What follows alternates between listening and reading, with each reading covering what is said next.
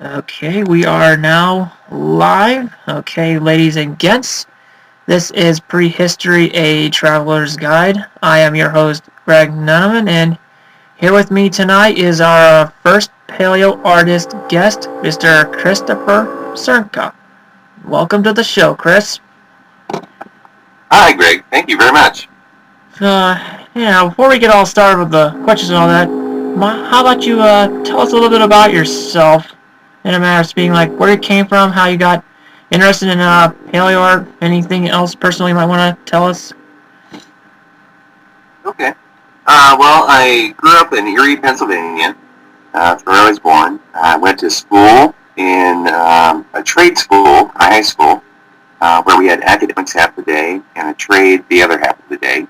So I went into commercial art, where I got my first proper training in art. From there, I went to the Columbus College of Art and Design in Columbus, Ohio, and majored in illustration there. After that, I took various jobs in illustration and design, and the question of how I got into paleo art, it's one of those things where I was always interested in dinosaurs and creatures of various sorts. I'm a big horror movie fan, and I like monsters and that sort of thing. And dinosaurs are kind of like real monsters in some ways. They're really animals, obviously, but as a child, it really captivated my imagination. So I never really lost interest in dinosaurs the way a lot of people do. A lot of kids are always interested in dinosaurs. And I guess I just never got through it. So that's kind of the gist of it.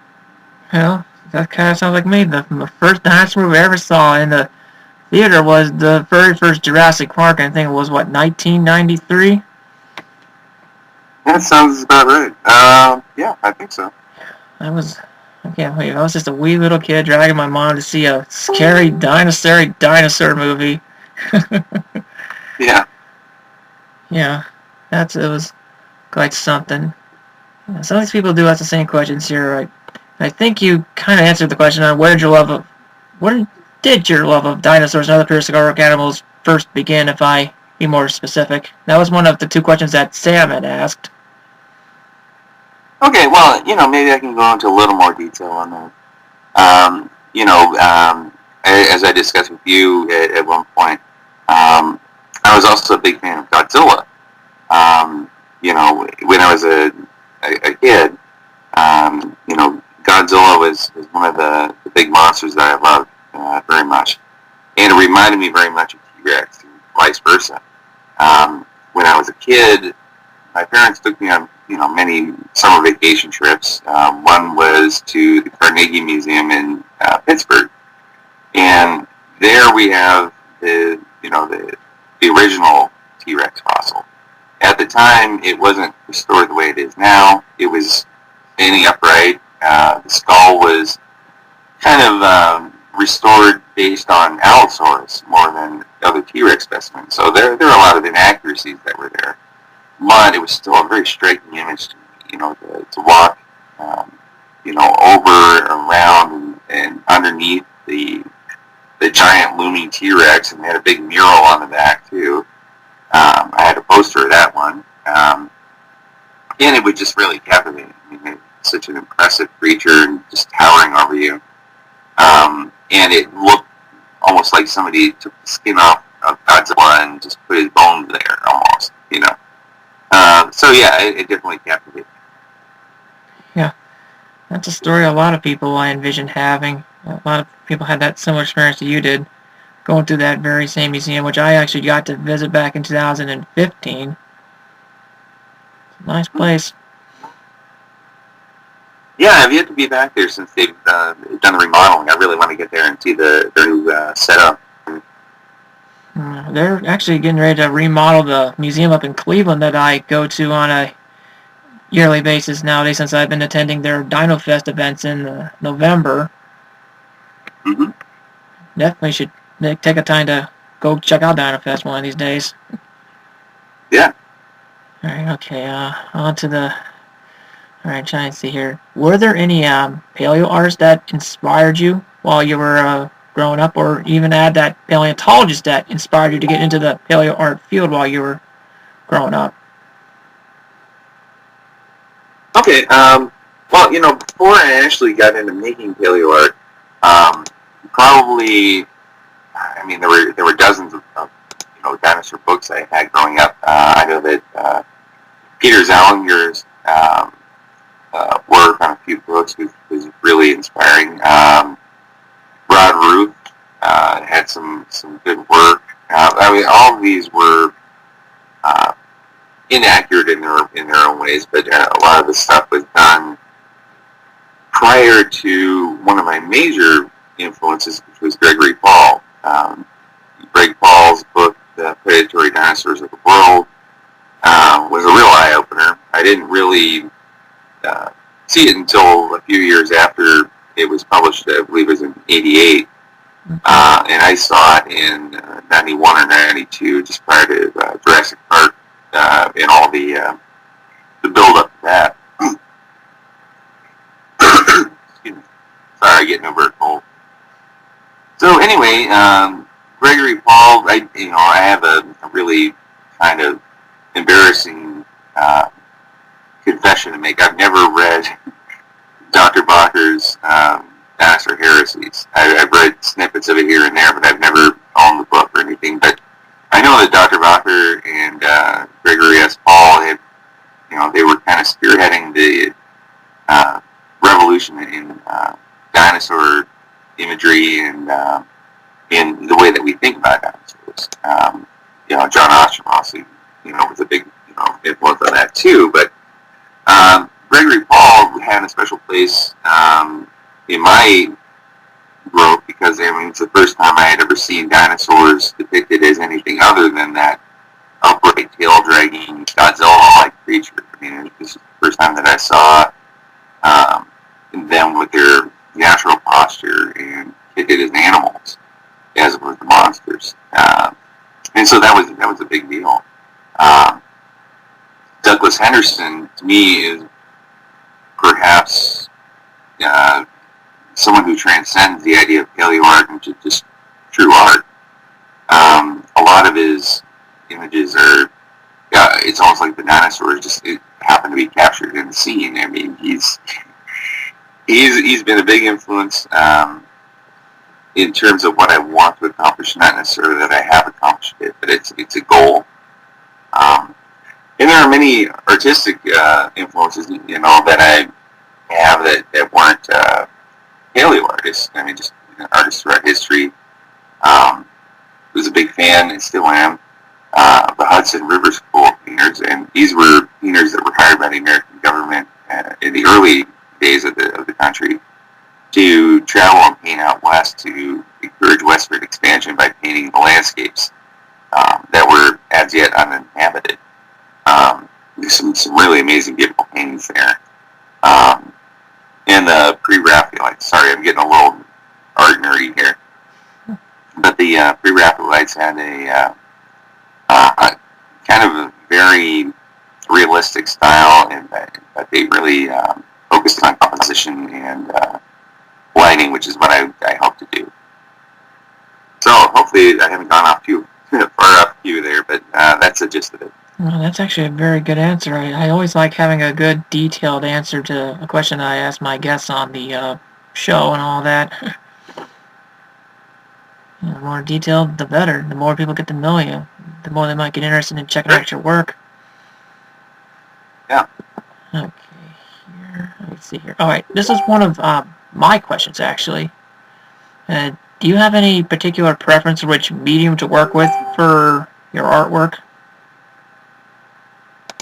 Well, that's a good question. When I went to college, it was very much at the time when they were just starting to make a transition from traditional media to digital media. So I pretty much had a lot of training in what you would normally think of as art medium in terms of paint and ink and pencil, pastel, that sort of thing. And my first experience with digital media was my senior year, actually, in college. I took to it, pretty readily and used it quite a bit since then. It was mostly just kind of training as I used it because they didn't really have any courses for it. They just kind of had an intro thing. But, I keep on returning to a traditional medium. Probably the most often used one is ink drawing and scratchboard. There have been some scratchboard and ink drawings, quite a bit. And one of the reasons why that's preferable is because it doesn't require a lot of prep. You don't have to worry about drying time too much. And I've always been really drawn to what in the art world is referred to as chiaroscuro, which is strong lights and strong darks. Another one of my influences from classical art is Caravaggio, who is kind of known for that very stark contrast between light and dark, which brings up another influence, Bernie Wrightson, mostly known for his comic book work, did almost a scratchboard-looking rendition of Frankenstein by Mary Shelley. Remains one of the most iconic versions of the story.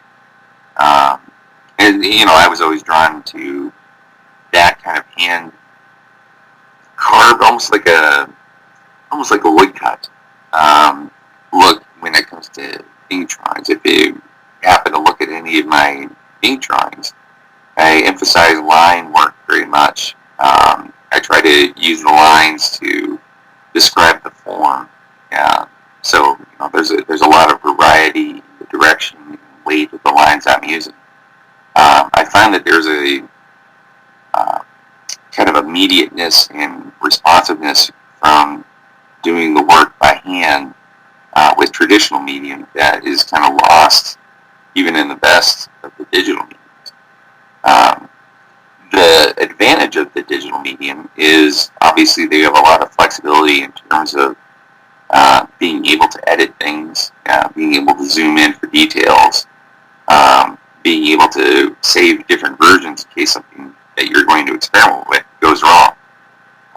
There are times that I think a few of my pieces I have over 30 variations of them that I've saved. I probably should just delete most of them because they just didn't work out. Where I just tried different ways of, it might be a different type of coloration, it might be a different kind of patterning. It might be just taking a risk with something that if I were doing that with traditional illustration methods or media, I might have to scrap the whole thing because I would have screwed it up. So there's a certain freedom to experiment with the digital medium. But there's also a certain kind of excitement with traditional medium. I enjoy doing watercolor, which is a very unforgiving medium. You can get away with a little bit of mistakes there, but generally speaking, you have to really be confident in what you're doing and get it down the first time. And so, to me, that's kind of a nice change from being kind of loose and reckless to the digital stuff. It gives me a little bit more discipline. Okay, that's a good answer on that. Okay, we've got several questions from Dylan DeWitt here. Alright, one of them is, how do you choose what animals to draw? Is this based off your personal choice or off of commissions?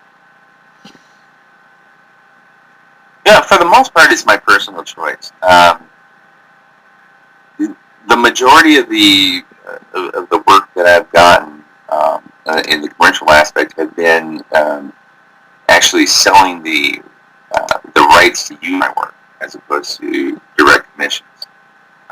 I kind of build up a little library of the most popular dinosaurs, and if people want to use them, they contact me, or I offer my services or whatever. There have actually been very few, maybe a dozen over the years, where I've been commissioned specifically to do some dinosaur scene that I don't already have a version of that they can license. Now, my favorite subjects, which anybody who's my Facebook tirade there has always been Tyrannosaurus Rex. He's always been a favorite. And part of the reason is not just because he's popular with media and everything like that, and the public in general. I just really think it's a fascinating animal. Such a very specialized animal. So many adaptations that you don't see in other dinosaurs. I mean, you have the unique, forward-facing eyes, the incisiform teeth in the premaxillary, that are D-shaped, that are almost like the incisors on a mammal. And you have just such a variation in specialization throughout the animal. It's almost like, it's reached the pinnacle of evolutionary adaptation, which unfortunately for them, not for us, was cut short by the end of the Cretaceous extinction. So yeah, I think T-Rex is a big one. One of the ones that's probably most challenging for me, and I still enjoy making images of them, are Ceratops, Triceratops, and the like. The reason is there are so many different planes and angles and curves that are in the skull. If you look at it from one angle versus another angle, it almost it challenges you quite a bit. You absolutely need to have a good solid reference shot for that. I've drawn Tyrannosaurus Rex so many times that I can pull off a pretty reasonable drawing without looking at a reference for it.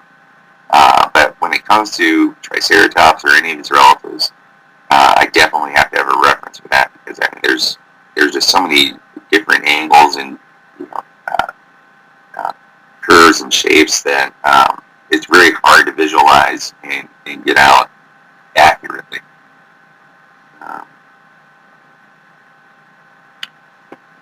And generally speaking, theropods still captivate me probably more than herbivores. Maybe 70-80% of the work that I do are theropods. I don't know what it is, if it's a guy thing, or it's still the remnant of the Godzilla monster thing, or not. But I mean, they just seem, for lack of a better word, cool.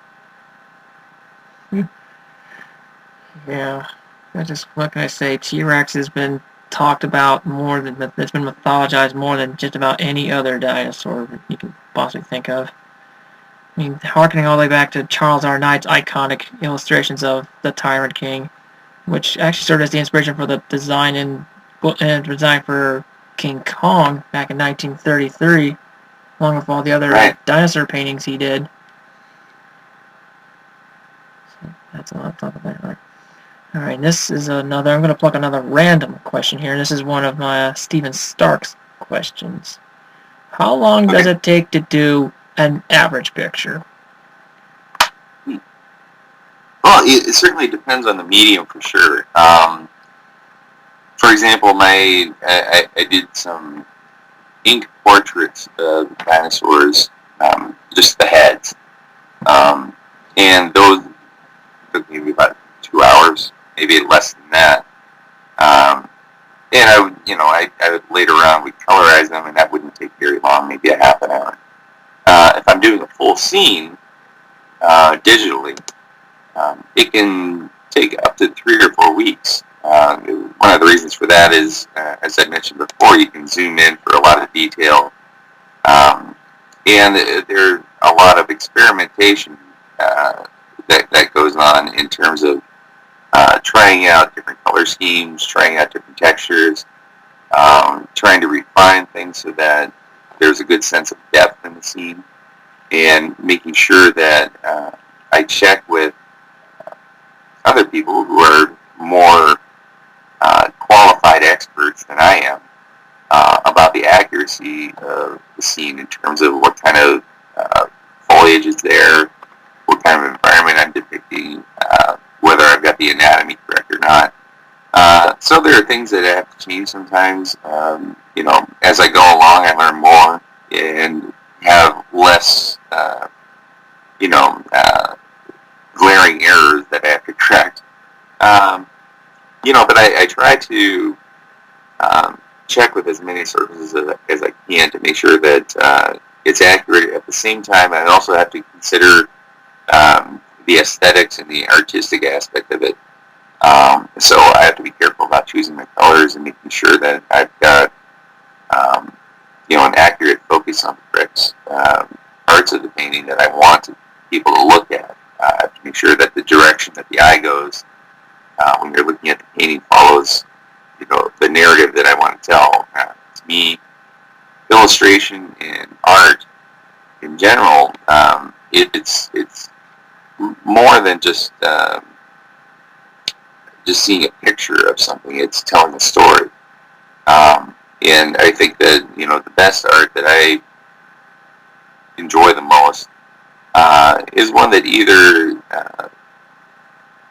leads a story or starts a story. So you either get hooked and you want to know what happens next, or you get kind of an answer to what had happened. But that's one of the things that I think it's a special kind of area of art and paleo art that you don't see a whole lot of. I mean, when I first started out, I was doing a lot of images of dinosaurs that were on white backgrounds. It was just a dinosaur standing there, or rearing up or running or something like that. But there was no environment. There was no interaction with other dinosaurs or any other part of the environment. No mammals or anything like that. And then probably around 93 or 94, I did my first image of a dinosaur in an environment. And that was of a T-Rex. And he was kind of crawling about the woods. It became a pretty popular image. I actually redid it twice since I made that original image. The original image was very anatomically inaccurate, but it was also very popular at the time. It ended up getting licensed for use many, many, many times. Various things, newspapers, magazines. It ended up on a Disney Channel movie called Phantom of the Megaplex as part of a big cardboard cutout in the lobby of the movie. But it was the first time I had tried to depict an animal in the environment as opposed to just on a white background. The reason I got with the white background was twofold. One, it was easier, and obviously, painting a landscape and a dinosaur is going to be a lot more work. But also, I thought that it would be useful for educational purposes. If somebody wanted to use it for a textbook or something like that, or just wanted to have a clear picture of the anatomy of the animal, they could do it that way. But I found as the time went on that it really wasn't telling a story so much. There was no interaction. There was no environment. And it eventually just became, there's the animal. But you have no idea what the animal's behavior is like. You really don't get a sense of what the animal's about. So since then, I've stopped doing the white background ones and done exclusively, with the color pieces, the digital pieces especially, animals and environments. That does make a lot of sense. I mean, pictures are more aesthetically pleasing if you actually have a background to look at in addition to your main subject. Anyhow, moving on to the topic of references here. Both Dylan and Stephen had a similar question about what kind of references you use for your animal work. Dylan's question was, do you use modern animals and their color patterns as the reference, or do you make your own? Stephen had asked, do you look at other people's art and skeletons, reconstructions, that sort of thing for references?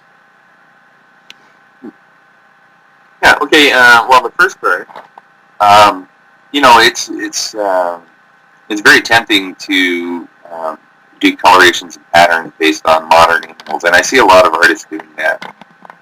You'll see, people that will use, the types of striping that you might see on, copy, or the coloration and patterns that you would see on a woodpecker or bird, of other types.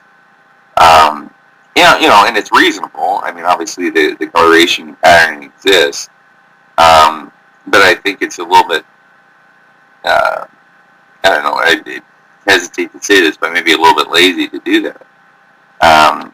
Obviously, if you never knew anything about the coloration of modern birds, a peacock or a parrot, if you had only the bones and everything and you based it only on your knowledge of robins and wrens, and the patterning that you get from them, would be, pretty bad. Obviously, there's a lot more variety that's possible. It's a question of what is reasonable. Is it reasonable to have iridescent feathers on a T-Rex? Well, I don't know. It kind of depends on the T-Rex's behavior, which we don't really have a really firm grasp on now. But, there are things that seem more plausible than others. I think, for example, that on predators, again, depending on their hunting behavior, certain kinds of patterning makes sense because it breaks up the shape and allows it for better camouflage, especially for an ambush hunt. So, when I see stripes or any other kind of pattern that's breaking up the overall shape of the animal, that makes sense. Does it have to be like a tiger stripe? No. Does it have to be like a leopard spot or a giraffe's patterning? No. It's not unreasonable that something like that might have occurred, but, it's nice sometimes to see a little bit more variety than that. In terms of other kinds of references and, other artists and so forth, I definitely pay attention to what other artists are doing. And there are times that I see somebody handle an aspect of anatomy or behavior that I think is striking. Mark Whitten, I think, is a good modern inspiration in terms of picking some behaviors and chemical features in ways that you don't usually see. He did one piece that showed the Tyrannosaurus Rex in a kind of a posture of rest, and he's got a little baby Triceratops next to him. You might have seen stories in the news about unlikely animal friendships, where a tiger adopts a piglet that's going to abandon or something like that, and that's kind of like what that is. And that's another example of someone telling a story through the illustration. It's something I really admire and want to achieve myself. In terms of reference, also, early on, Gregory Paul did a lot of skeletal restorations of dinosaurs, especially ones I saw in Predatory Dinosaurs of the World and the Princeton Field Guide. Scott Hartman has done quite a great job of his depictions of skeletal remains in diagram form. They're very useful. And Scott is generous enough to allow these things to be kind of freely used, which is a great resource. And so I'm very grateful for that. Photographs that people take, or I take, in museums of mounts, they're very helpful, but at the same time you have to be cautious because sometimes skeletal mounts are outdated, inaccurate, mounted incorrectly. If, for example, Sue at the Field Museum, spectacular bones, obviously perhaps the most complete T-Rex that we might ever find. But the way it's mounted, the knee on the one leg is digging into the rib cage, and it definitely wouldn't have done that. Using the pose itself as a reference would be a mistake. Using the reconstructed head of Sue as a reference would possibly also be a mistake because they are reconstructing a very crushed skull as best they can while trying to retain the fidelity of the fossil.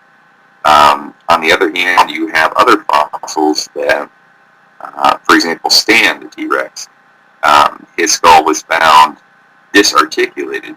The majority of the bones were not still together. They were kind of scattered around. That has the advantage of having less distortion than a completely fused skull like Sue's. And so reconstructing Stan's skull, you get a better image of what the living animal skull might have been like. So usually I prefer Stan as a reference over Sue. There are a few other tyrannosaurs that have decent examples of non-distorted skulls, but to me Stan's one of the best references for that. When it comes to references, I would say drawings sometimes are better because depending on who's doing the reconstruction, they're taking into account distortion. Hopefully they're paying attention to anatomy and physiology. And skeletal mounts, they're kind of iffy. I would be, taking a big grain of salt when I'm looking at those. Yeah, okay, on to the next set of questions from Hugo Cafasso. His first one is, what was your first paleo art commissioned work? Oh, like I said, the majority of my work has been selling the rights to use work that I've already done. Probably the first one, if you want to, consider a commission to be a request to use the work, was actually for the South Florida Science Museum, and this was probably about 94, 95. Maybe a little bit before that, 92, 93. And they were having an exhibit, I forget what it was for, but they had seen my work on the internet. And the reason I had gotten that or any other job was pretty much because back in those relatively early days of the internet, I did a very simple type of marketing scheme in which I went online and I did a search for dinosaur websites. And the first 4 or 5 that came up, I contacted the owner of the page and asked if I could, show my work, my contact information. And, most of them said yes. So I ended up getting a lot of free advertising at that point. And the majority of my work, I never really went and knocked on anybody's door, so to speak. It was all people finding me through dinosaur websites and web searches. And probably the first time I actually was asked to create a new piece was probably about 96 or 97. And that was for a book, which, gosh, I don't remember the title, but I did an image of a Tyrannosaurus Rex running, and it was juxtaposed with an image of an automobile and a human being for scale. It was a very small book, and they did a series of those books that had different animals in them, so they had images of sauropods, triceratops, and so forth. I'm sure I've got it laying around somewhere. And then shortly after that, my first major commission was for Reader's Digest children's books. And I did probably about 12, maybe 14 illustrations for that book, including a cover that was, it was kind of a 3D relief thing of Triceratops. It was pretty cool. It had a kind of a fold-out cover that had a timeline of the major dinosaurs and everything. And that was probably the first time that I had a really major commission. And again, they found me through an internet search. But, for the most part, it's been, people finding my work and asking for permission rights. Okay, and the second question for Hugo was, is paleo art your main job / profession? No, I wish it could be. Not just paleo art, but freelance illustration and design in general. It's very difficult to make a living strictly off of that. There are, maybe some A-listers out there, like James Gurney and so forth, who can make a living strictly off of that. But I'm not one of those guys. Back in the the days when I was doing the Reader's Digest children's book stuff. There were very few paleo artists out there compared to today. There were people who were good artists, but didn't have scientific accuracy, and there were people that had the accuracy but weren't very good artists. But you didn't have the combination that you have today, that you see today in so many paleo artists. So, back in the day, you had John Gershby, James Gurney, John Civic, Douglas Henderson, these guys that were kind of like, they were all the A-listers. So these were the guys that you're going to see in National Geographic and Scientific American and so forth. And, there were maybe a handful of other guys out there that were the ones that, people would turn to if you couldn't afford the A-listers. And, I was probably, one of those guys. So I'm kind of the B squad, or at least I was back then. Not nowadays. I mean, the talent and the attention to science is so much greater, and I think that the competition is such that in order to make a living doing that specifically, you would have to be kind of in a role as an official illustrator for a particular publication, like Rello Martin with National Geographic, or a museum. Doing it freelance, there are just so many choices that somebody can go to, who, with different looks, and they are all good. So, the chances of being an exclusive provider of illustrations is pretty slim. So, no, I work as a graphic designer for a newspaper right now. I used to be an art director for Mayo Clinic, and, I do a lot of freelance that is dinosaur related. So I do portraits. I do various. I've done album covers for bands, that sort of thing. Just a little bit here and there.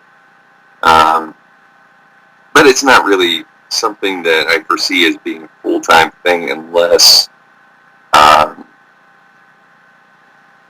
gosh, I don't know. And, unless I get a major endorsement by a major celebrity, I don't think I'm going to be seeing a full-time job in paleo art. Yeah. And I actually just had another question about paleo artists.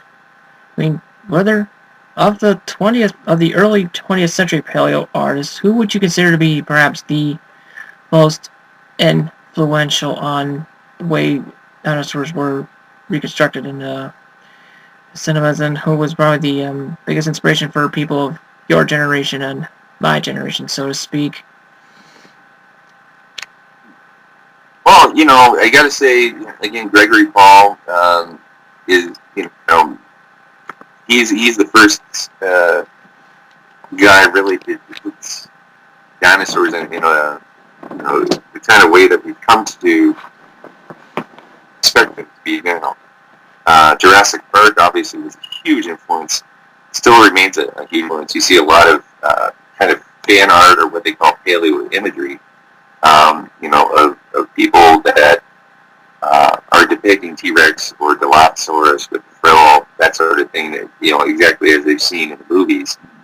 And they're excited by it, and, I know a lot of paleo artists and dinosaur enthusiasts who are, a little bit more hardcore, who get annoyed with how much Jurassic Park has influenced everything, and how much fan art will come up, or paleo imagery will come up that shows basically a Jurassic Park version of a dinosaur.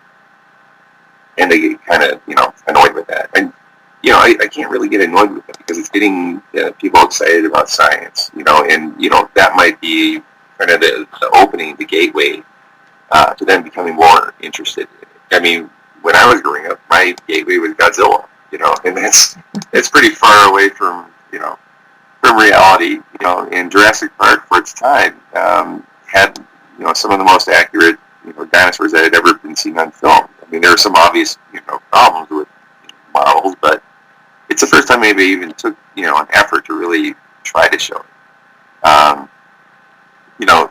Earlier on, there were a lot of dinosaur movies I saw that were claymation dinosaurs or guys in suits or I remember watching on late shows. They would have like Journey to the Center of the Earth, where they basically took an iguana and strapped horns on it like it's a triceratops. I mean, there were just all sorts of like these cheesy things, the T movies and everything like that.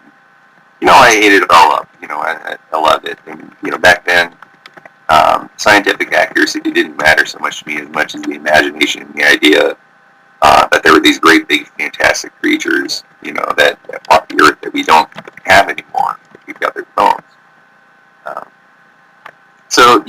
I think the earliest things probably were things that fired my imagination and got me excited.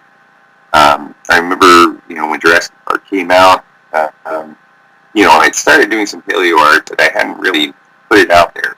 I had just done it for my own private, enjoyment. And I saw a poster of the T-Rex as he's tearing apart the Ford Explorer.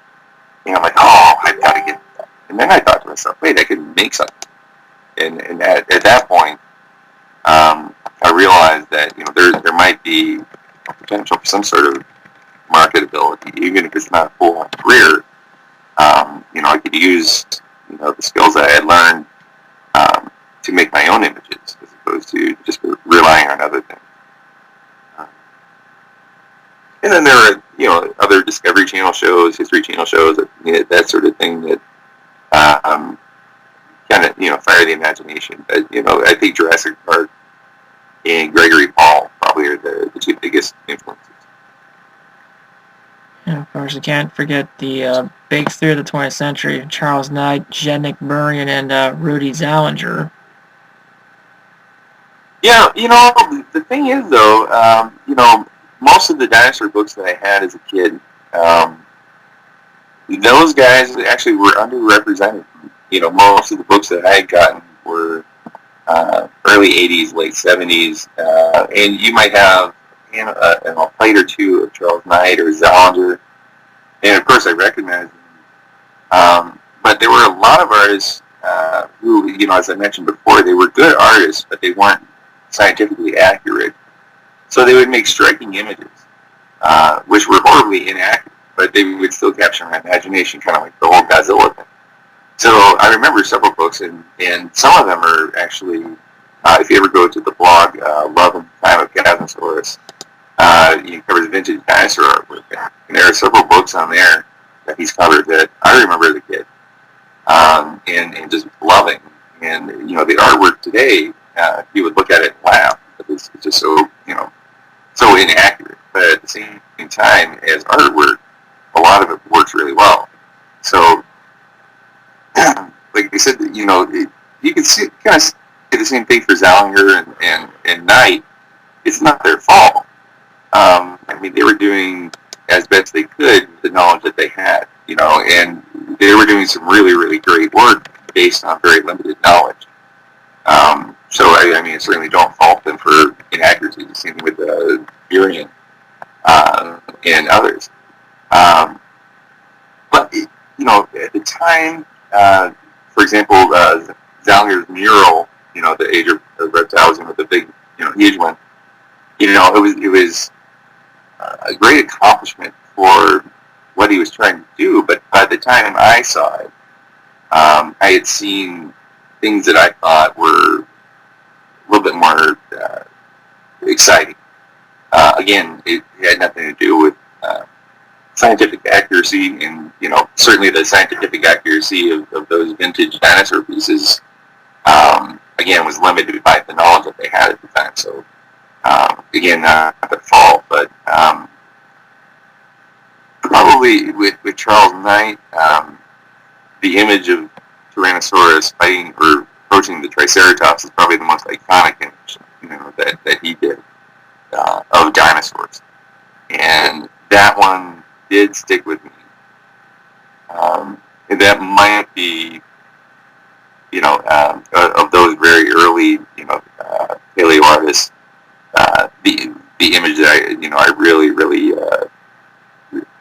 enjoyed and stuck in my head. Part of the reason is the activity, the energy that the animals show, and the fact that they're interacting In Zallinger's mural, there's not a whole lot of interaction.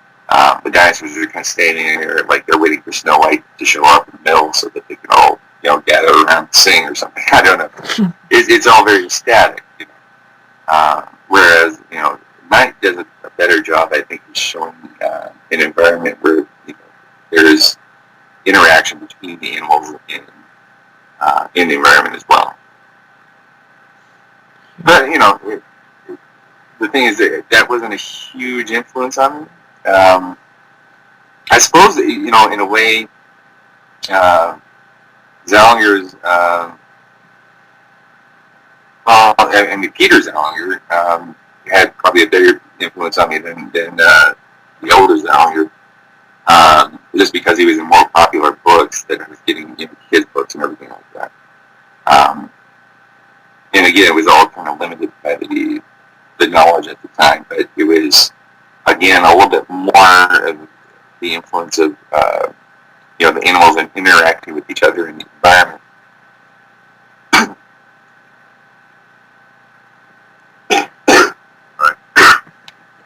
Yeah, don't feel it's cold bad. Season. Don't feel bad. I had the flu earlier this week, a lot worse, and it really messed up my work week. Oh, a lot worse. But I'll spare the viewers the graphic details. It was I'm sure they appreciate that. It was humiliating enough for me to have to endure it. Well, anyhow, I think you're now. Okay. Here's the next set of questions from Hugo. It's about speculative dinosaur integument. Part 1 are, what are your views on speculative dinosaur integumentary structures on paleoartistic reconstructions?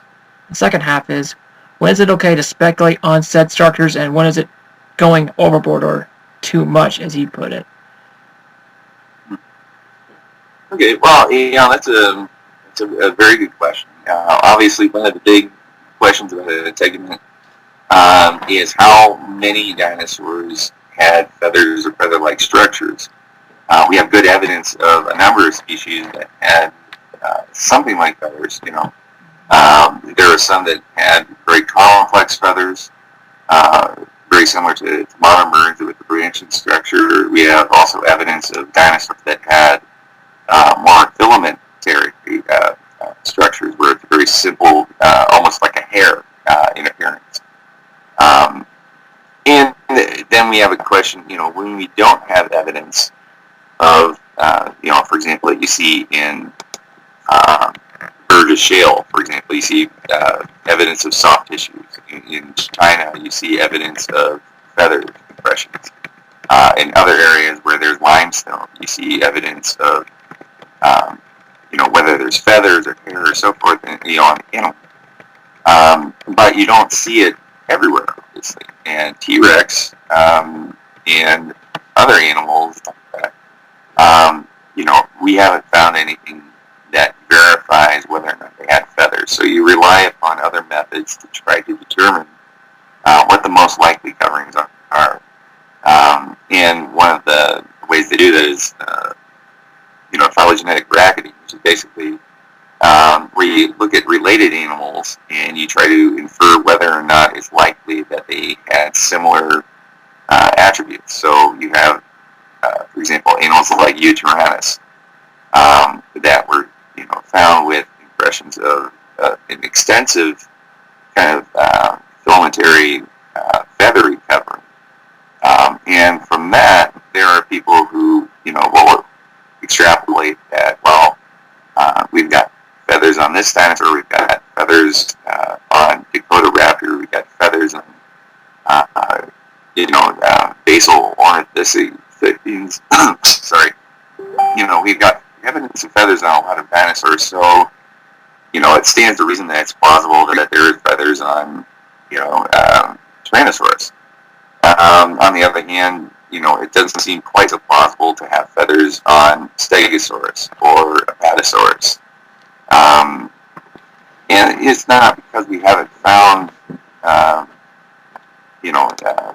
feathery structures surrounding, or impressions of feathery structures surrounding sauropods or anything like that. It has to do with another, thing, which is, based on comparison to the environments and behaviors that we see in living animals, which is one of the reasons why I'm still kind of on the fence with the very large theropods like Giganotosaurus and Carcharodontosaurus and Tyrannosaurus and so forth. If you were to know nothing about elephants except for their bones, but you also had the frozen woolly mammoths, you might come to the conclusion that anything that resembled a woolly mammoth would have that extensive covering of hair. But in a different environment with a different evolutionary adaptation, elephants are, they do have hair, but it's very sparse compared to what you see in a woolly mammoth, and it's partially, obviously the environment. But I think it's a mistake to try to draw too much direction from simply comparing to living animals, because we're talking about an environment that was very different, back in the Mesozoic era. Very different levels of CO2 in the air, for example, ozone, everything. There's a lot that's changed. I had somebody refer to the feathery covering as being a barrier for UV light and so forth, and that would be a reason why there would be extensive feathering on an animal like Tyrannosaurus Rex. And it didn't seem to ring true to me, because nobody's proposing a feathered Brachiosaurus, and that's got a lot more skin area, surface area to get the UV rays, for example. And the same thing with an elephant. No one's proposing that woolly mammoth was covered with hair simply to prevent UV rays from getting in. So animal size, and it seems like larger animals actually are less likely to have an extensive integumentary structure like feathers or hair. So I'm kind of on the fence. I think that feathers, since they originated before the origin of flight, the most likely explanation is that they were either for insulation or display, or possibly both, probably both. Obviously, feathers are used quite extensively for display among birds. If you look at a peacock or anything else with the bright coloration, and you see that it's still mostly for display. And I think that flight just happened to be something that turned out to be a good trick that the feathers could accommodate, and they took off from there, so to speak. Okay, that does make a lot of sense. Oh, in terms of the second part of sorry. Go ahead. Sorry about that. When is it okay to speculate? Like for example, I keep on going back to T-Rex because it's the one I know best, but hopefully people can apply this to other species as well. If you look at the skull of the T-Rex or any other dinosaur that had horns or bosses on the skull or so forth, you'll see what they call rugosities on parts of the skull. These are rough patches on which keratin would be anchored. You can see that on the skull of a marine iguana, for example. There's rugosity on the top of the skull. In the living animal, the keratin can take a lot more extensive forms. It can be something that you would never guess from the skull itself. And so I think there's a lot of leeway in terms of how much keratin is shown. I actually had a dream a couple of years ago about a T-Rex that, the bosses above the eyes, the whack-a-mole horns and so forth, form like a big sweeping goat horn type thing, which, we don't have any evidence of that sort of thing, but, it's something that, it might be a little out there, but it's not as unreasonable as if somebody were to put spikes coming out of the shoulder of an Allosaurus. We've got absolutely no evidence of that. No other animals are like that. In terms of just the integument, I think that it's important to wait on evidence before we present an image as being representative of current science. It is, however, I think okay to put a disclaimer on a speculative piece and say, if we find evidence for this, it might be possible. I've done pieces before where I really kind of pushed the boundaries of soft tissue in terms of fleshy lips. In terms of, I did one image of a Tyrannosaurus that had kind of these weird dewlaps or things that were coming off the head that almost looked like tentacles. And it's not outside the realm of possibility. If you look at modern birds like turkeys and Muscovy ducks and so forth, there's a lot of flesh that doesn't usually get preserved in fossils. That sort of thing is, I think, kind of free to play with. In terms of whether or not there's scales or feathers, we recently had a Mithramosaur that was found that had almost like an ostrich-like configuration, where they had feathers on the upper part of the body, but the lower part of the body apparently was not covered with feathers. There's a question of whether or not we have good skin impressions of T-Rex and its relatives to say whether or not it was feathered or not feathered. The fact that we have scales doesn't necessarily mean that there wasn't feathers. You can still have feathers and scales. And until or if, it's a big if, we find, for example, a dinosaur mummy or impressions and so forth, we're really left with just comparisons with related species, which is kind of frustrating. And it's a safe way to play it. If you've got a related species and you can say for sure that it had scales but no feathers, it's pretty safe to say, well, this one probably didn't have feathers that had scales. At the same time, again, I'm reminded of the whole elephant versus woolly mammoth thing. They're according to phylogenetic bracketing, you would expect one to follow the other in terms of following suit, but there's quite a bit of difference in appearance, and you have to consider a lot of things. You have to consider the environment, which can affect things considerably, but also evolution takes some weird turns sometimes. There are unexpected things that pop up in biological history that nobody would guess at. You've got things like the Srnka toad and midwife toad that have ways of reproducing and projecting their eggs and their offspring that seem completely baffling. You can never guess in a million years why or how they came up with these solutions. But evolution's smarter than this. It gets things done and doesn't worry about whether or not we can figure them out. So there might be dinosaurs that exist that had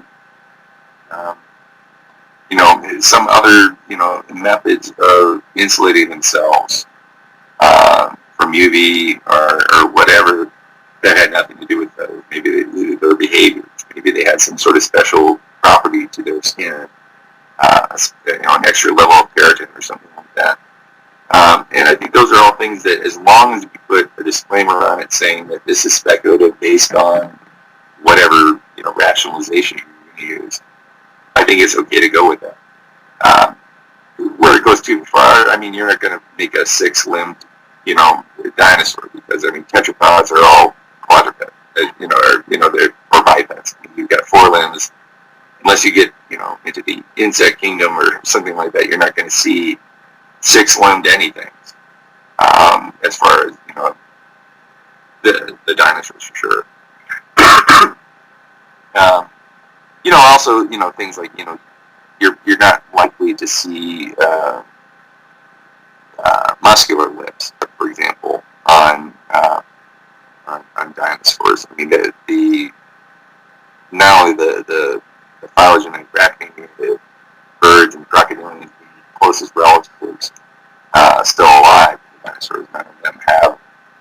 muscular lips like mammals do. They wouldn't be able to snarl or smile or do any of those things. So, some of those old, films, with the stop motion, where, the dinosaurs snarl and Tarzan, King Kong and everything. It's very fanciful. It's not going to work. And, there's no evidence. In fact, all the evidence points against them having muscular lips. Doesn't mean they couldn't have lips in general of a fleshy kind or of a semi-flexible but rigid kind, like lizards. And that's a debate that's been going on for quite a while. It's not new, even though it's kind of gotten a resurgence lately. If you go back throughout the history of paleo art, you see it kind of swings back and forth, a few different kinds.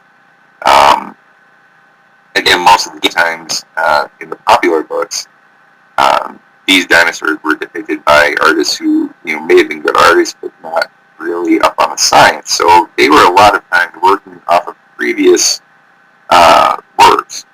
So somebody would commission them to do a dinosaur book, and they would say, "Okay, draw a Tyrannosaurus fighting a Triceratops," and they wouldn't have the luxury of going to Dr. Thomas Holtz and asking him about this, or Phil Currie, or any of those. They couldn't do any of those deals.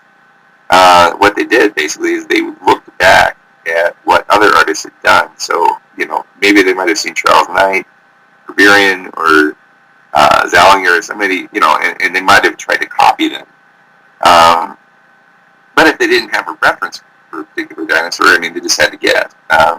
And so that kept getting passed along. It's like a game from a telephone, where you hear one thing and it gets passed along. By the time it gets to the end of the line, it's completely different. And that brings me to another question I actually got interested in. It's the topic of memes in paleo art, as brought up by Dr. Darren Naish in some of his talks recently. What are your views on the usage of these quote-unquote memes in paleo art, past and present? Well, I'm pretty sure, he's, and I think Mark Whitman's covered this too, kind of, the resurgence of certain things, like, for example, the Chloris, or, Sailophysis, chasing after a dragonfly, that sort of thing. And by, memes, I'm not talking about the modern, lolcat memes. So, I'm talking about, things like T-Rex versus Triceratops. Things that, recur, Allosaurus versus Stegosaurus. And I think one of the things that, it's pretty much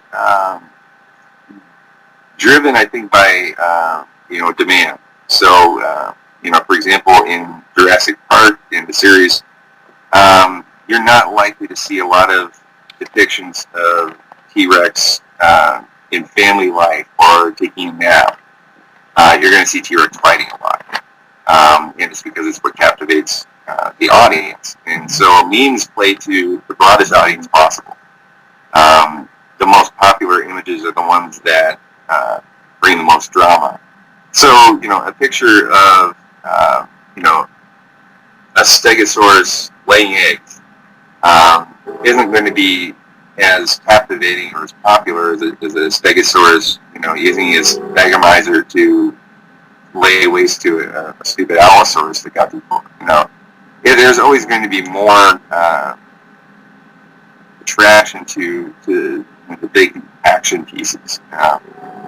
And so, you see resurgences of something when somebody hits upon a good idea. So you have the idea of little dinosaur chasing after a dragonfly. Well, it's not necessarily the most efficient thing to do. Dragonflies are hard to catch, but at the same time, if you watch modern animals, watch a house cat chasing after a laser pointer dog. They play a lot. They do things that aren't really logical, that are part of play.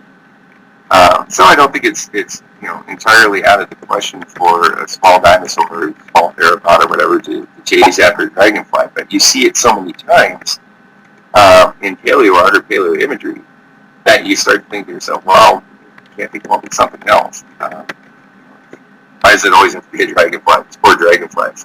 Keep the shorting of the stick all the time. of it too is just there's a safe zone when it comes to paleo imagery that if you're not really dedicated to trying to learn the science and trying to learn more about possible behaviors, you end up copying what came before you. Just like, those artists that were good artists, but, they were copying Gallagher and Knight and so forth. They don't really know any better. They want to make striking images, and so they build off what came before. They don't think about, what would a pregnant stegosaurus look like? Getting ready to lay eggs. I mean, what would the behavior be like of a brooding oviraptor? Those sort of things are, they're scientifically important to depict, but you don't have a lot of people saying, "Oh, that's cool." The whole awesome bro thing. You don't get a lot of people that are just like, "Yeah, I want that on a T-shirt." I mean, who wants to see, a picture of a stegosaurus laying eggs on a T-shirt? That's just not going to sell very well unless you get a really strange crowd. That was going to be my next question. Or my next question was going to be about what are your views / thoughts on the whole awesome bro movement, culture, and things like that, as outlined in Scott Potter's video about awesome bros. Right. Well, I started to touch on that, and I think there are pluses and minuses to it. The pluses are kind of like I said, it could be a gateway to people at least getting exposure to science and getting interested in science. I think there's a significant portion of those people that are just they're just into it. Cool. Just like that. There are people that really don't care at all about marine biology, but great white shark, oh, it's awesome. And the bigger and badder it is, the more they're going to like it. But for every awesome bro that's out there might be somebody that sees that and gets interested, in it. Maybe they get drawn in because of the awesome bro stuff. Maybe they learn about science a little bit. So it's a trade-off. I don't think it necessarily hurts science or paleo artists. Paleo artists, I think nowadays, you can tell whether or not they're up on the science and they've got skill. You can tell when someone's just copying Jurassic Park. You can tell when they're just going for, here's the baddest looking, raptor you've ever seen, versus this is a plausible, depiction of a raptor. So I think, among the people who are interested in science education and depicting the animals plausibly, it's pretty easy to tell apart, the ones that just want to sell T-shirts versus, the ones that want to, further knowledge and understanding of the animals. So the awesome bros are always going to be there. And a lot of them are very young. A lot of them, I remember when I was a kid, again, Godzilla was the biggest, baddest monster of all, So, of course I wanted to it's like having a favorite sports team, or, a favorite horse in a race or something like that. You cheer for them, you want them to win, you want to kind of attach yourself to how awesome they are, by being a fan. So, you still have arguments, who would win, Spinosaurus versus T-Rex, and a lot of that is based on Jurassic Park 3, which, again, Spinosaurus and T-Rex never would have met. It just, wrong time, wrong place. But it also gives an opportunity for dialogue.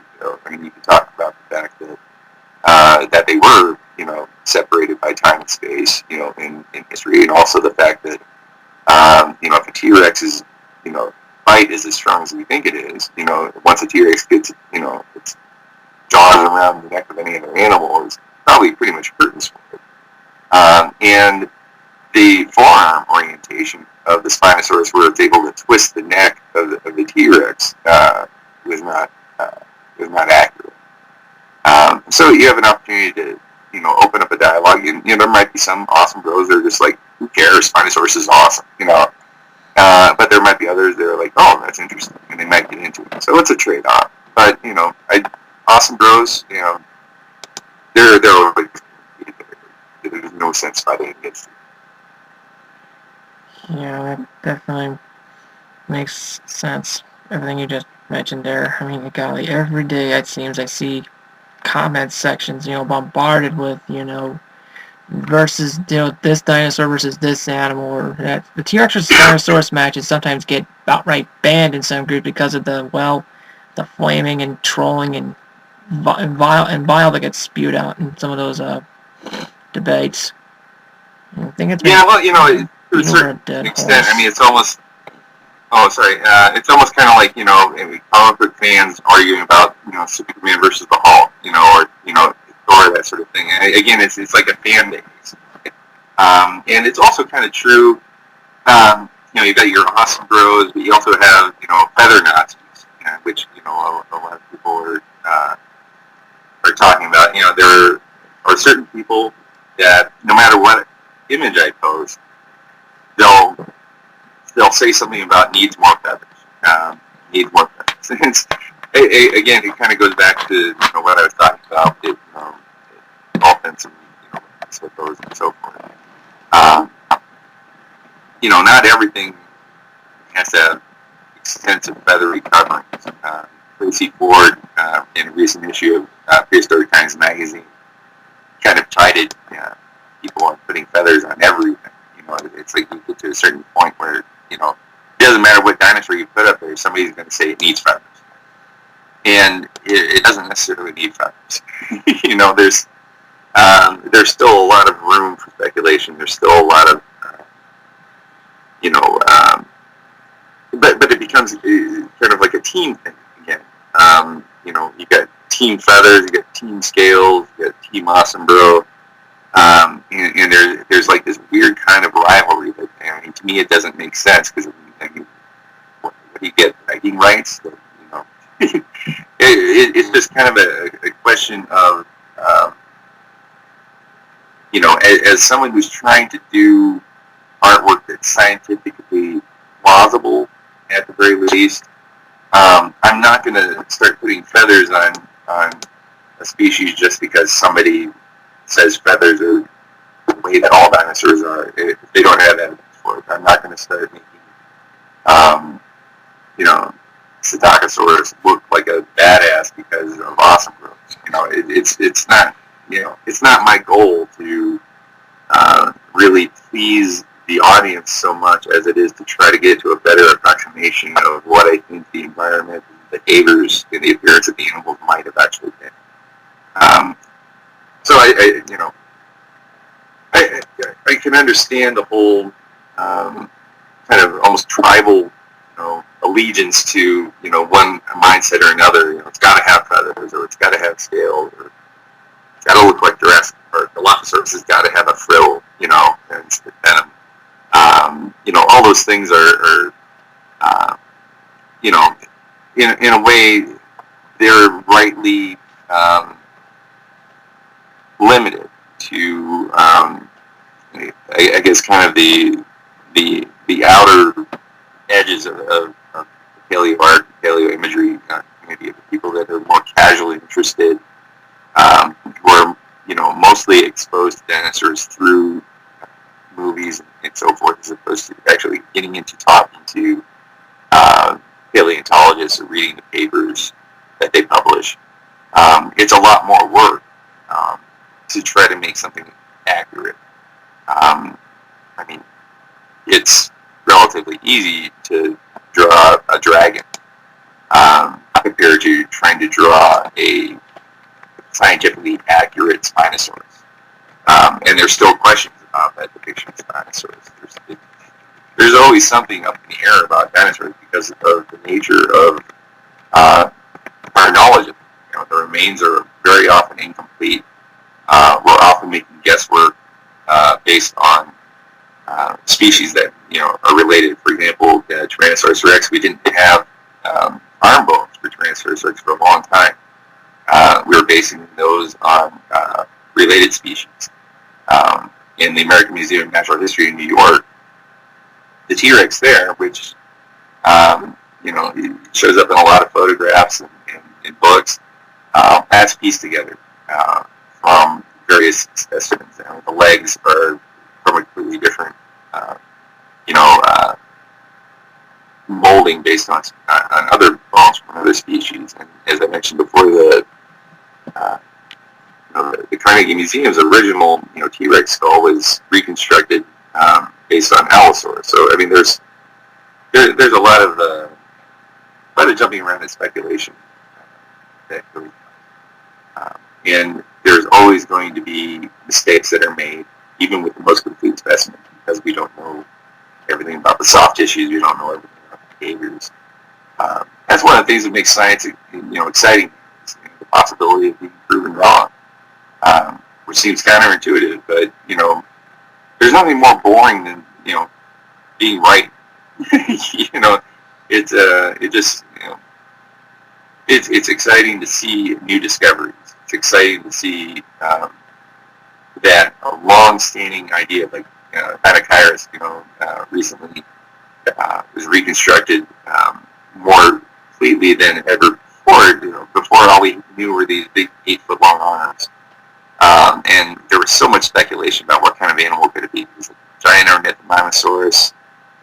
Was it something that was comparable to T-Rex, but 80 feet long? What was it?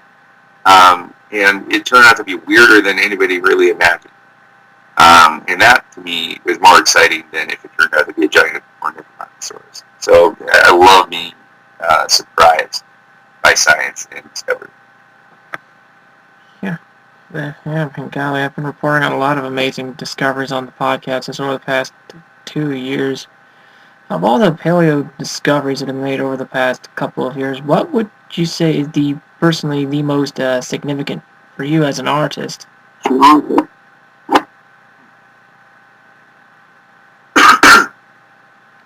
That's a good one. Well, there are a few. In one actually that I'll mention off the bat, since I'm way too Tyrannosaurus heavy on my discussion. Sorry, but I actually confirmed this with the person who made the report, and it was not recorded in a paper, but it was just an anecdote communication between two scientists. But I actually confirmed this with the person who saw it, and it was the evidence of a throat pouch or some kind of cooler sac on a Tarbosaurus specimen. And from that, I extrapolated that, the possibility that it might have been a display feature.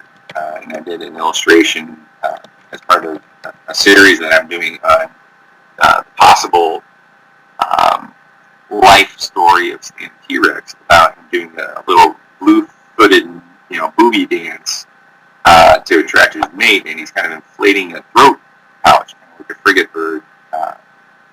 And I thought that was, very significant for me to think about the possible mating behaviors. And then we also had the so-called dinosaur dance floor,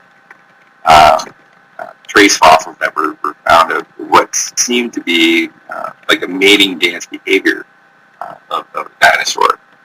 So, aspects of that kind of behavior where you can actually begin to think about not just the anatomy, but also the behavior of the animal, how it interacted, how it attracted mates, that sort of thing. That was really significant for me to think about. There's not a whole lot of solid evidence to cover it, but it really got my brain going. In terms of, other things, the ornithomimosaur with the feathers was huge. Also, pretty much anytime you find a dinosaur mummy, that's going to be huge. And so the Edmontosaurus that was found, the name escapes me at the moment, it was found with a lot of kind of eye-opening details. I mean, we started to see that the tail was a lot thicker, part of the moralis muscle, is the big muscle that really pulls the leg backwards and it goes uh, back throughout the tail pretty far. And most of the reconstructions of that animal and many other animals had really underplayed how huge that muscle was. So it made me really think about how I depicted that muscle, especially for animals that were fast moving and very large. So that was important. There are a lot of Yiqui, I'm probably saying that wrong, the kind of bat-like dinosaur that was found recently. That kind of opened up a whole new door in terms of, dinosaur flight that is non-avian. So, I mean, it kind of opens up a whole new door there. There's not a whole lot more to go on so far, but I think it was pretty spectacular. A lot of the fossils coming out of China that show preservation of impressions of feathers and other types of techniques are really spectacular. And I look forward to seeing a lot more of those and possibly getting a lot more answers about some of the questions that we have about the Dakota raptor. The idea that there is another large predator that was in the formation or eating in an area where we thought that there was just one apex predator. It makes a little bit more sense now. So I mean, there are things that are still coming to light, still have to be sussed out. There are a lot of new and interesting species, but the ones that really stand out to me are the ones that say something about behavior, like the dinosaur being explored, or the possibility of that probe pouch being some sort of display device. Those are the things that really kind of captivate. Yeah. Actually, but for me personally, the most fascinating discoveries were the things that weren't exactly from the realm of dinosaurs per se. Like prehistoric mammals and other things were more of what captivated my interest while we were reporting on these news stories for the podcast over the past couple of years. Oh yeah, sure. It's hard to keep up with all the science. The rate of discovery and description is so rapid and so great. It's almost impossible to keep up with it. I don't think something new that is completely unexpected, unprecedented, and my goodness. There's obviously a full separate field of study for paleoanthropology. The study of early hominids, ancestors of human beings. That is absolutely fascinating. I haven't really done any images of early hominids yet, but it is an area that I would like to get into. But I've got so much catching up. I mean, there's just so much discovered and studied about them. Same thing with the evolution of cetacean. The whales. There's recently a discovery of kind of like a giant otter that is simultaneously terrifying and cute as a button.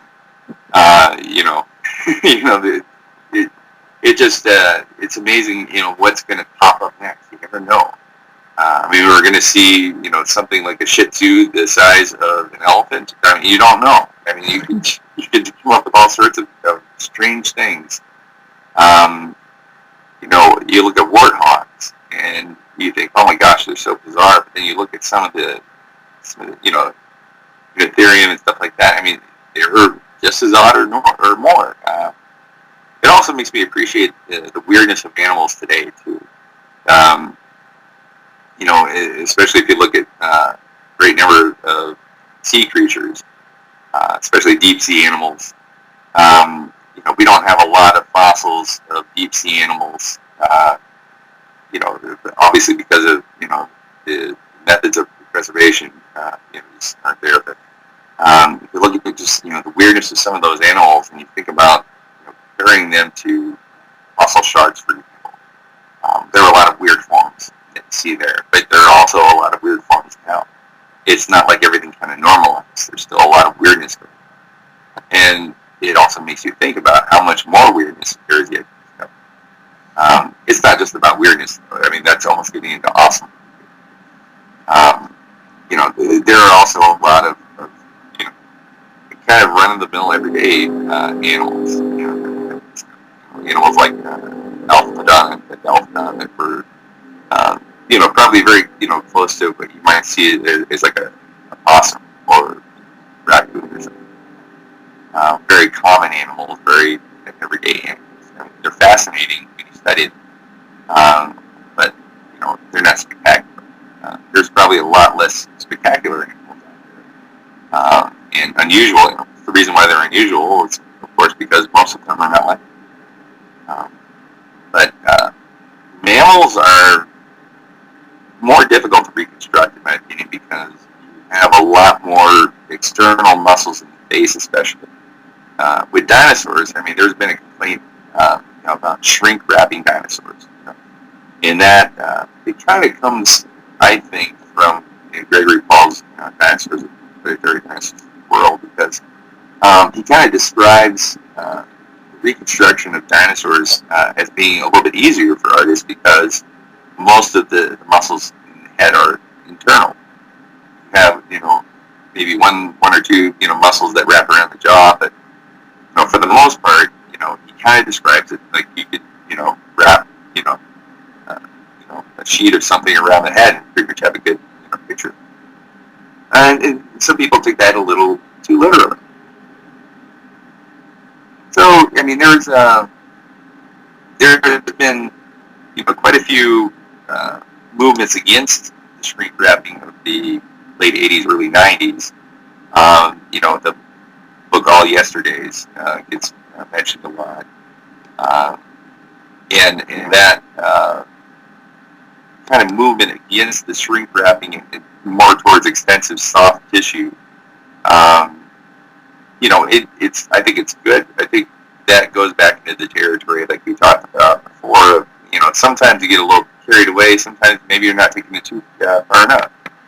And I don't think that there's, let me put it this way. There are a lot of people out there, other Nazis, awesome bros, etc., who kind of treat paleo art and the depictions that we come up with almost as if it's character design for a sci-fi movie. Like, no, it needs bigger teeth. No, it needs, it doesn't look badass. It doesn't look, it's not about trying to please the crowd when you're trying to do paleo art. It's about trying to reduce the errors that you make as much as you can based on the evidence and the theories that you have to work with. And so, I mean, you can try to get a little bit more creative and a little bit more, fast and loose with your depictions, but I think there's a tendency more towards conservative with serious paleo art in terms of trying not to get too far away from what we know as opposed to what could be. I mean, there are people that take risks, but again, they put that disclaimer on. This is what could be, but we have no evidence for it. Yeah, people definitely need to try to stick within the realm of reason for the most part when doing their reconstructions. That's just my. Anywho, we got two more questions from Aditya Srnka. Question one is, do you ever plan on doing paleo art depicting lipped tyrannosaurs? And the second question is, how much satisfaction do you get out of making paleo art? Okay, what was the first one? Sorry, it broke up a little bit. It was about if you plan on doing any art showcasing lipped tyrannosaurs or other lipped theropods. Oh, okay. Lipped. I've actually done a few drawings and reconstructions of lipped tyrannosaurs. and also a lipped velociraptor. And I've done versions of those dinosaurs both with and without lips, partially because I'm still very much on the fence about the whole. And like the feather versus non-feather argument, the lips versus non-lips, it's been long-standing, and I think there have been some very good arguments on both sides of the issue. Dr. Reese, recently in the Canadian Society of Vertebrate meeting, he presented a paper where he argued for lips on the basis of not only the fact that pretty much everybody with teeth on land has lips, but the idea that the enamel of the teeth protected from environmental factors.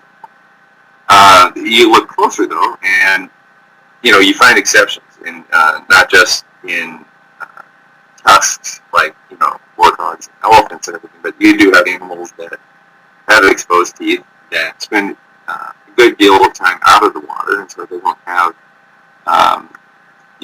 the argument that they need lips to protect them.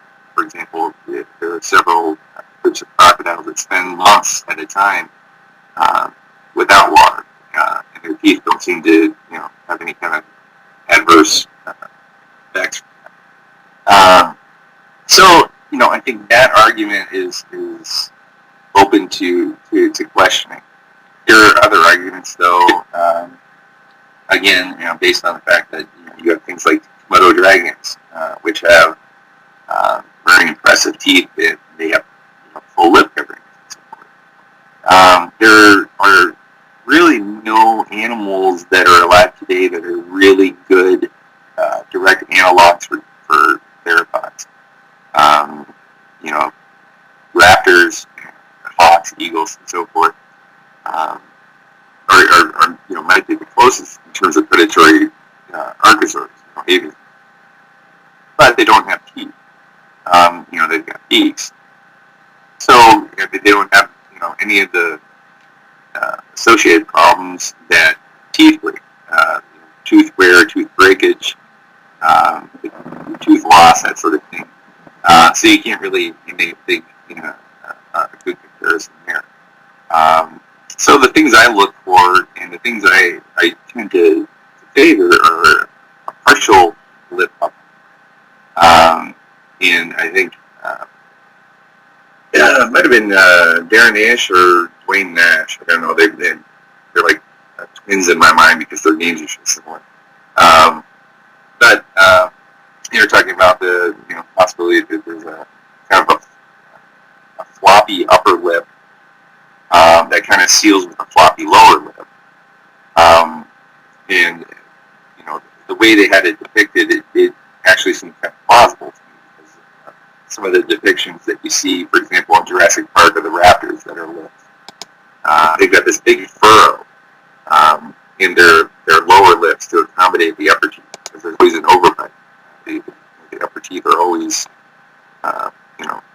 going over, in the lower teeth you actually see in the palate of the skull that those lower teeth kind of fit in with these little notches inside the skull, which implies a pretty tight closure. Now, the problem I've always had with Tyrannosaurus having that kind of lip structure like a Komodo dragon is when you look at skulls like Stan's. Now, there's an argument to be made that the teeth are starting from the sockets post-mortem. After it died, the teeth started to fall out of the sockets. But there are some teeth that you see in Stan where the tooth is extruding, and you can see the new tooth crown starting to push up, which means that unless the reconstruction or the restoration of the fossil is incorrect, what you're seeing is this animal was walking around with a tooth that was extruding far past what what any kind of soft tissue of a lip would, you can imagine, would be there. Now, maybe I'm wrong, but it seems like that would be a recipe for self-injury. If the losing teeth that they're getting pushed out by new teeth and it's extruding so far, you would almost have to cut the lower lip. In Stan's case, however, I've begun to think a little different. Stan's kind of noted for having a very serious and dreadful-looking injury at his head, which seems almost certainly to have been caused by another T-Rex. There's a lot of craniofacial biting that goes on, or went on between T-Rexes with injuries to the head and neck from other T-Rexes. This one happens to be the back of the head, and it almost certainly would have crippled. At least I think so. So the kind of really lazy hypothesis I have is that he received that injury maybe, I don't know, 6 months to a year before he died. And this is all speculation, so don't quote me on this as being, a scientific case. But that he was part of a family group. He had a horror pack, and he was unable to hunt as he used to because of the injury possibly affecting his nervous system. And food was brought to him that he wasn't punching bone and attacking animals as the others did. Basically, for T-Rexes to be, being fed, like a diet of soft food like you would have for and so the normal wear and tear that you would get on the teeth, the breakage that you would normally experience when you're punching through teeth. And so that tooth that normally would have been broken off, being pushed out by the new tooth, never did get broken off because he was just eating leftovers that his family group but eventually, with the inability to fend for himself and with possible abandonment of this group, he might have starved and died. And I think that might have been okay that the injury itself may not have killed him, because I believe, unless I'm wrong, it shows some signs of healing, but that it affected his behavior and his abilities enough that he couldn't fend for himself. And if there is something, which again I have to check on, that implies that somebody took care of him somehow. Because I think it's unreasonable to expect him to survive it on scavenging alone for long enough for his injuries to heal. It's just it's something that terrestrial predators don't really do. Hawks, condors, eagles, and so forth.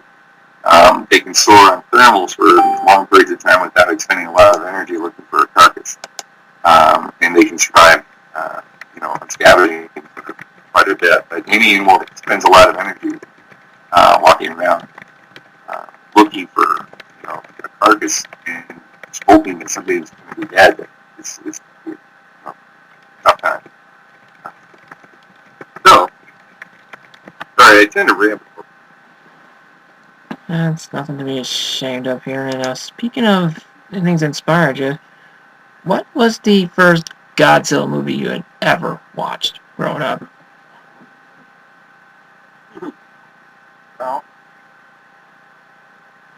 Well, it's a tough one to remember. I could tell you which one stood out to me the most, and I think that was Godzilla vs. Mothra. And that was actually the first Godzilla movie I saw where Godzilla actually didn't win. Mothra ends up, at the time, Mothra was a larva of some sort of giant monster caterpillar, and wrapped Godzilla up and stoked him. And I remember getting mad because Godzilla was supposed to be, defeating everything, which implies to me that it was the first Godzilla movie. So, but I actually think that the first Godzilla movie that, I saw had to have been,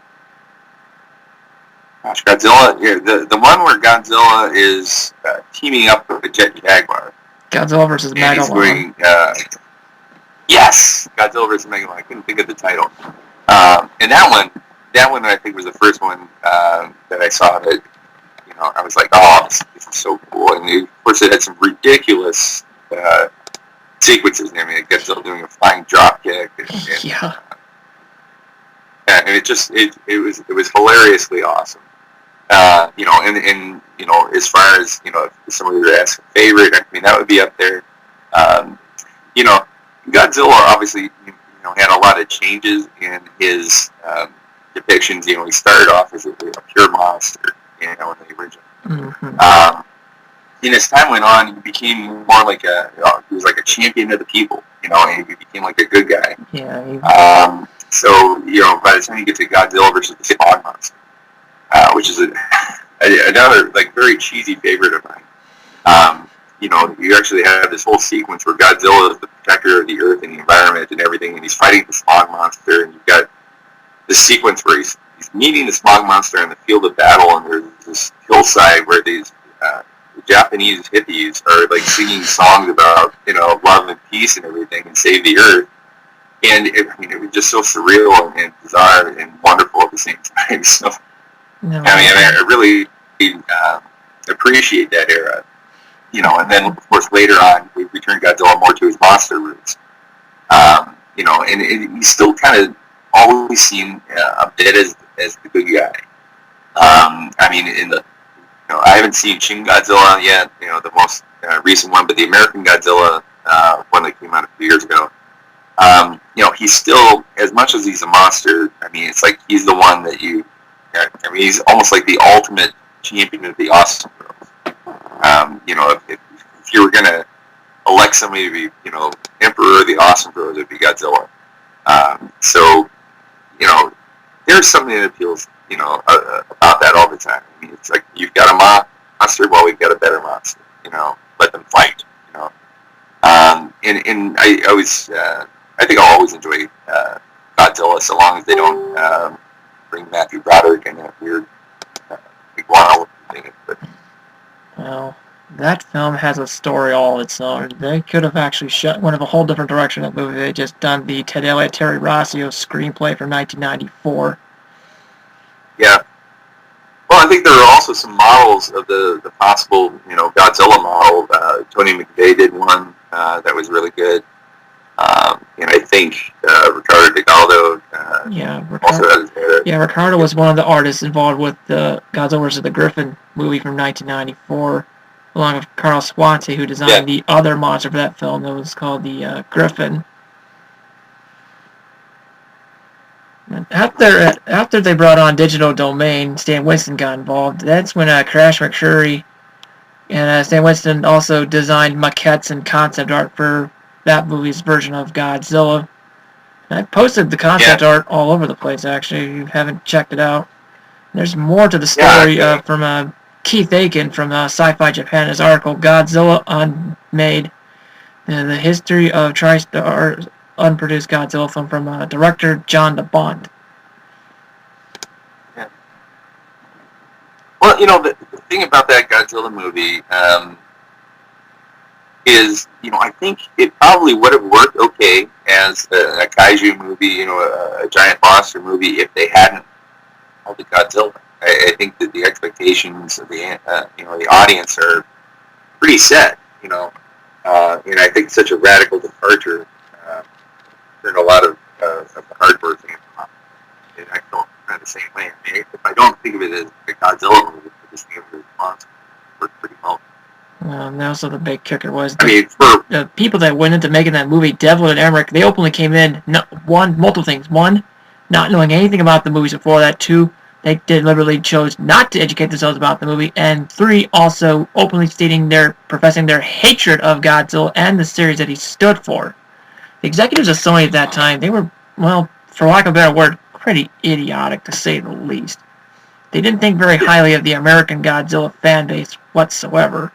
They had a very, very stupid idea while they were going into the production of the Elliot Rossio screenplay. With that one idea, they try to make spin-off movies with Godzilla having a little sidekick monster. I mean, God, these people not see Batman and Robin, even though this was going to be a Godzilla version of Batman and Robin before that movie got made. Well, it reminds me, I've got the full series of the Hanna-Barbera show. Yeah, and they had Godzuki, which was basically like the Scrappy Doo of Godzilla. God, that thing in Minya, kill him with fire, man. Kill him with fire.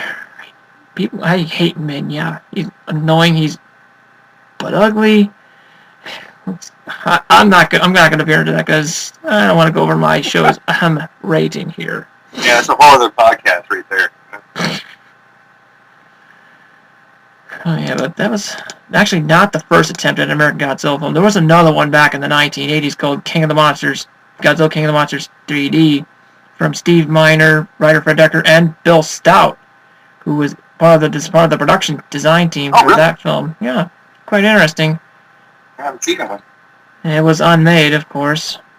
The screenplay is out there, and Bill Stout's concept and storyboards can be seen. The Godzilla design for this film is very much more dinosaurian than the other Toho Godzilla designs were at that period of time, based off of a model designed by Steven Shurkis, and it would have been in stop motion. I'm glad you brought up Bill Stout because I failed to mention him before when we were talking about the early influences, and Bill Stout obviously is a very well-known artist. His depictions of dinosaurs were pretty much everywhere too. Before you started to see the kind of revolution after Gregory Paul and everything. You had Bill Stout, and John Civic and others, everywhere. And he had more of a almost like a comic book type style to his artwork. I was a big fan of comic books growing up, so that appealed to me as well. He also did illustrations for Ray Bradbury's collected dinosaur tape, which I had a copy of. I still have now, which really impressed me. Really depicted the size and strength of the animal very well in the illustration. And, it's at some point I'm going to have to post those. It's just really kind of ahead of its time, I think, in some ways. Again, there's scientific accuracy issues and stuff like that, but in terms of showing an impressive animal at scale, I think he did a really good job with that. I think he's always going to be remembered as one of the iconic artists up there among the greats. That's right. Now, as I was going to be mentioning, the effects for that Godzilla film from the 80s was going to be handled by quite a team of artists, some of the best in stop motion at the time. You had Rick Baker that was going to be making a life-size animatronic Godzilla head. And but for the main effects, they would have been animated by the tag team duo of Jim Danforth and David Allen. Oh. Yeah, and I know initially in Jurassic Park they were initially going to go with Bill Tippett's smaller go motion. Yeah. So they actually did some scenes with the go motion as tests before they started getting into CG and the full size models. They were going to go that route, and actually, once they saw some of the test footage of the T-Rex walking in sunlight, direct sunlight, they realized that this was a different way to go. That was going to possibly be the wave of the future, and they had other requirements. Spielberg wanted, for example, the Gallo Mammoth stampede scene to be able to move the camera around. And so they had to solve that problem too. Normally, when you have computer animation back in the day, you had a static camera, and the animators would use that as a backdrop to figure out where animals would stand or walk or run or something like that. So it was a big challenge for them They used every trick in the book, really, to pull off Jurassic Park. And compared to the budgets that you have now for movies, you look at today's movies, and sometimes you wonder how did they still manage to hold up with the effects today with a lot of the Jurassic Parks, given how limited they were, and part of it is they knew how to use those tricks. The T-Rex breaking out of the paddock, I mean, it was a mixture of the full-size animatronic, and when you had the full scene, the full body scenes, like when you see from the inside of the Ford Explorer, you see the T-Rex walking past them. It's partially CG, obviously. But they shot it in the rain, in the dark, and obviously it's fake rain. But that helps to mask a lot of and it's dramatic and everything else like that, but it enables them to get away with something. There's some other scenes that I still don't know how they really pulled off. The scene with the raptors in the kitchen. You go from the guys basically in raptor costumes, the animatronic costumes. The one raptor jumps up on the counter, and that's digital. And it's seamless. I mean, it's absolutely amazing. Those guys, they pulled out something that is just absolutely incredible, especially given how early we were in the field of computer animation. It just amazes me still to this day. Yeah, the computer graphics technology nowadays is much better than it was back in the early 90s. That would have been they were going to attempt to do all digital for the Godzilla in the 1994 American Godzilla screenplay. And that was part of the budget for that, $120 million. That doesn't sound totally unreasonable, but the executives at Sony, they were real penny pinchers. And so they did not give the director, John DeBont, his budget to do what he needed for that film, so that's the big reason why he quit the project. And then it fell into the hands of Devlin and Emmerich, fresh off the success of their blockbuster Independence Day. And the rest, as they say, goes to Crapsville afterwards. Mm-hmm. Yeah, but I think I'll save that story for a full-fledged episode, another half. Great. Yeah. The full story, like I said, it's chronicled in Keith Aiken's, Sci-Fi Japan exclusive scoop, Godzilla Unmade. Anyhow, I think this is a good point to wrap this up. Okay. I think we've talked about enough here tonight, because it's been almost going on 2 hours here. Right.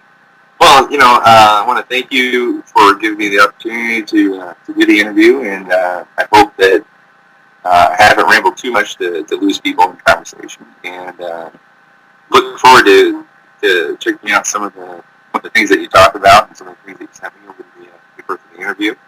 And look forward to many more new dinosaur discoveries and awesomeness to come. Yeah, there will be more. I'll be posting them in the group as soon as they pop up. Great. Dr. Holtz is usually my first source for these discoveries, as he's always posting them from his Twitter feed. Oh yeah, I always enjoy it. Well, anyhow, Chris, I thank you much for coming on to the program. You're welcome. Alright, if you're ready to wrap things up, alright. Okay, boys and girls, this has been another episode of Prehistory, A Traveler's Guide. I am your host, Greg Dianaman, wishing you all a good night and good luck, and keep it prehistoric, folks.